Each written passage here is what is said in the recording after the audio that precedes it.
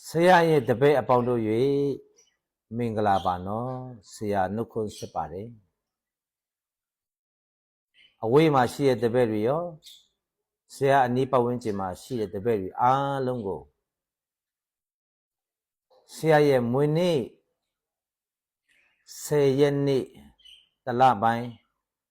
2026အခုလာမယ့်10ရက်နေ့မှာဆရာရဲ့မွေးနေ့လည်းဟုတ်တယ်ပြီးလို့ရှိရင်တင်နန်းသားတင်နန်းသူအဟောင်းအစ်စ်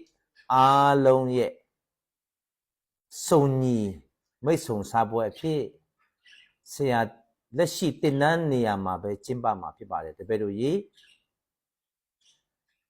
အချိန်ကိုတော့ဆရာ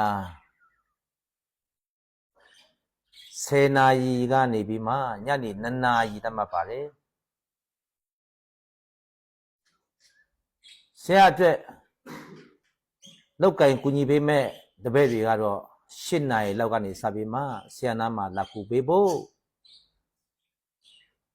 ဆရာတောင်းဆိုပါတယ်တပည့်ဟောင်းတပည့်တစ်ဆရာရဲ့တပည့်တို့ကြီးဆရာရဲ့တာသမီတို့ကြီးအဲ့ဒီဆရာဖိတ်တဲ့မွေးနေ့ပွဲနဲ့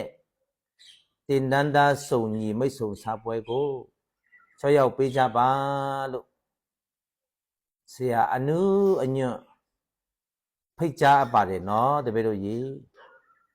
သားတို့သမီးတို့ကြီးလာခဲ့ကြနော်